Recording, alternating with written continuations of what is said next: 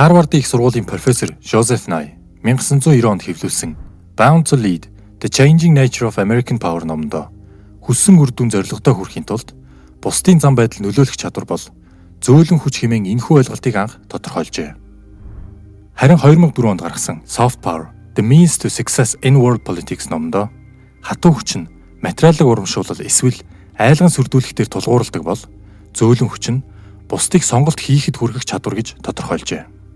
Түүнчлэн зөөлөн хүчийг зөвхөн соёлоор бусдыг өөртөө татаж хүссэн зорилготой хүрэх чадвар гэж явцсан хүрээнд ойлгож байсныг залруулан аливаа улсын зөөлөн хүч нь соёл, улс төрийн үнэт зүйл, гадаад бодлого гэсэн 3 их сурвалжаас хамаарна гэж зохиолж өргөн утгаар нь тодорхойлсон байна.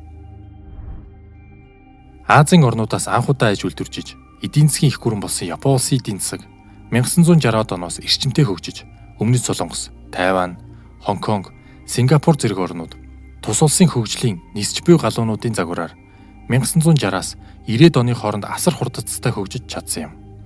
Эдийн засгийн гайхамшигтай амжилт нь Япончуудыг чинээлэг болгоод зогсоогүй. Тус улсын зөөлөн хүчийг өнгөрсөн зууны эцэг гэхэд ихээхэн нэмэгдүүлжээ. Японы гадаад бодлого нь тус улсын зөөлөн хүчний их сурвалж юм. Хөгжлийн албан ёсны тусламж зөөлөн хүчний нэг тулгуур болдог ба энэхүү тусламжийг хамгийн их үзүүлдэг орны нэг нь Япон юм. Тусламжийн хэмжээ нь жилээс жил өссөөр 1991-ээс 2001 онд дэлхийн хамгийн том хөгжлийн албан ёсны тусламж үзүүлэгч болсон юм. Япончууд манга, аниме болон видео тоглоомуудыг үйлдвэрлэн түгээж дэлхийд даяарх хэрэглээг дэмжих замаар өнгөрсөн үеийн сөрөг дүр төрхийг арилгаж мундаг, хөгжилтэй буюу орчин үеийн гэсэн дүр төрхтэй болохыг зорьж байна.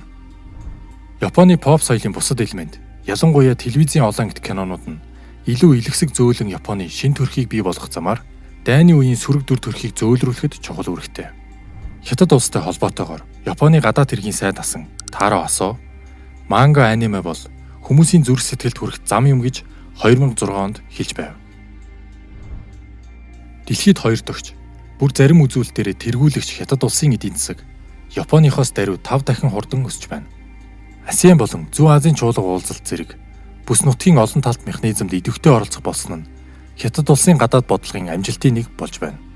Тус улсын эдийн засгийн амжилт зөөлөн хүчний чухал их сурвалж бөгөөд зөөлөн хатуу хүчний бодлого нь цаашид эрчтэй нэмэгдэх төлөвтэй байна. Бээжин зөвшөлтсөл гэж нэрлэгдэх хөгжлийн загвар гадаад ертөнцид ихээхэн сайшаал дэмжлэг хүртэж хөгжиж буй олон орны хувьд Америкийн нэгдсэн улсын Вашингтоны зөвшөлтслийг орлуулах үз эдийн засгийн загвар болоод байна. Чөлөөт эдийн засгийн загвар суурилсан Америкийн нэгдсэн улсын хөгжлийн загвар сүүлийн жилүүдэд уналтанд орсон учраас Африк, Аз, Латин Америкийн олон орн Хятадын туршлагаас суралцах сонирхлоо илэрхийлэх нь нэмэгдэжээ. Дэлхийн өнцөг болон бүрт байгуулж буй күнзийн хүрээлэнгүүд нь Хятадын зөөлөн хүчний бодлогын чухал элемент юм. British Council, Alliance Française, Goethe Institute зэрэг бусад орны байгууллагуудын адилаар соёлын хөтөлбөрийг зохион байгуулах зорилгоор Хятад күнзийн хүрээлэнг анх 2004 онд Өмнөд Солонгос улсад байгуулсан бөгөөд 2013 оны эцэг гэхэд 440 хүрээлэн 646 танхимыг байгуулж 850 мянган хүнийг хамран ажиллаж байна. Ийм хүрээлэнгүүд дэлхийн 100 гаруй оронд үйл ажиллагаагаа явуулж байгаагийн 40 гаруй хувь нь Америкт байгаа бөгөөд 2020 он гэхэд 1000-д хүрэхээр төлөвлөж байгаа аж.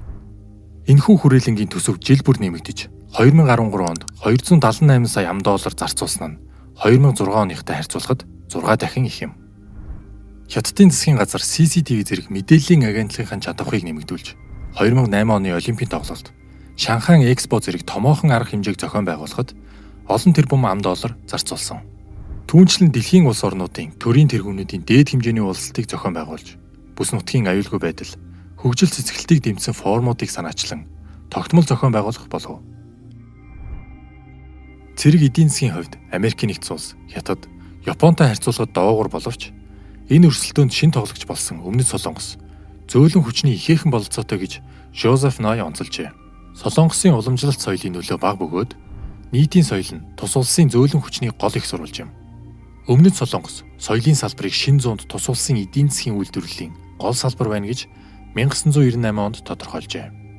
Сүүлийн 10 гаруй жилд Солонгос pop соёлын нөлөө Япон, Тайвань, Хонконг төдийгүй Монгол, Тайланд, Вьетнам, Хятад зэрэг Зүүн Азийн улсуудын залуу үеийнхний дунд ихээхэн дэлгэрсэн. Хайлю буюу Солонгосын давлгаан 2000-ад оны үед эхэлсэн дэлхийд даярх Өмнөд Солонгосын соёлын өсөн нэмэгдэж буй нөлөөг илэрхийлсэн нэр томьёо юм. Үндэстэн дамсан үзэгдэл болохын хувьд тус давалгаа Азийн эдийн засгийн өсөн нэмэгдэж буй статус, хүчин чадлын логик илэрхийлэл бөгөөд тус улсыг хөгжим, кино, телевизийн хөтөлбөрийн тэргүүлэгч экспортлогч болгон энэ салбараас 2002 онд 500 сая $, 2005 онд 1 тэрбум, 2013 онд 5 тэрбум $-ын ашиг олжээ. 1994 онд Бүгд найрамдах Солонгос улсын тухайн үеийн ерөнхийлөгч Ким Ён Сам, Стивен Спилбергийн найруулсан Юуран галвын цэцэрлэг кино 63 сая $-ын ашиг олсон нь Солонгосын Hyundai компани 1.5 сая машин зарж олсон орлоготой тэнцэнэ гэж хэлж байв. Энэ үеэс тус улсын засгийн газар соёлын үйлдвэрлэлд анхаарлаа хандуулан төсвийнхөө нэг хувийг зарцуулж эхэлсэн. Өнөөдөр тус улсын засгийн газар нийтийн соёлыг түгээн дэлгэрүүлэх зорилготой 1 тэрбум $-ын сан байгуулан ажиллаж байна. Солонгос улсын соёлын салбарт оруулсан хөрөнгө оруулалт бусад орнуудтай харьцуулбал даруй 20-30 дахин их байна. Америкийн нэгдсэн улсын хувьд соёл нь зөөлөн хүчний нэг том жишээ юм. Дэлхийг бүхэлд нь хамарсан үнэт зүйл, ашиг сонирхлыг бий болгож, энэ нь дэлхийн нийтийн шинж чанартай болсон бөгөөд үүний илэрлэл нь Америкийн нэгдсэн улс кино, телевизийн хөтөлбөрийн экспортороо дэлхийд тэргүүлдэг төдийгүй экспортлдог хөгжмийн бүтээгдэхүүний тоо хэмжээ түүний дараа ордог Японоос 2 дахин их байгаагаар харагдаж байгаа юм. Түүнчлэн Америкийн нэгдсэн улс дэлхийн аль ч орноос илүү олон ном хэвлэдэг. Хамгийн том эдийн засаг буюу 2016 онд нэрлсэн дотоодын нийт бүтээгдэхүүний хэмжээ нь 1856 их $80 байсан нь дэлхийн дотоодын нийт бүтээгдэхүүний 4.1-тэй тэнцэж байгаа бөгөөд тус улсын эдийн засаг өөрөө зөөлөн хүчийг бий болгодог. Түүнчлэн дэлхийд тэргүүлдэг 500 компани талаас илүү хувь нь мөн дэлхийн шилдэг 100 брендийн 62 нь Америкийнх юм.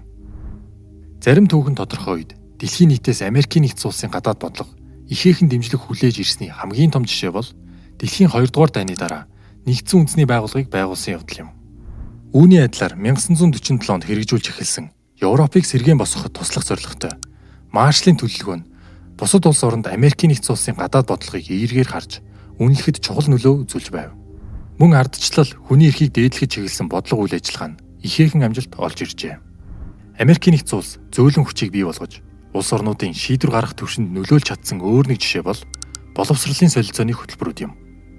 Төрийн департаментын боловсрол соёлын асуудал эрхэлсэн товчооны судалгаагаар Америкийн нэгдсэн улсын засгийн газрын боловсролын хөтөлбөрт хамрагцдын дотор төр засгийн тэргүүнээр ажиллаж байсан болон одоо ажиллаж байгаа 250 хүн байгаа юм. Түүнчлэн хамгийн амжилттай тооцогддог Fulbright-ийн хөтөлбөр 1946 онд хэрэгжиж эхэлснээс хойш 2016 оны хүртэл 150 орны 300 мянган иргэдийг хамруулад байна. Тэдний дотроос 44 хүн Нобелийн шагнал, 81 хүн Пулитцерийн шагнал хүртэж, 29 хүн улсынхаа төр засгийн тэргүүнээр ажиллаж байна.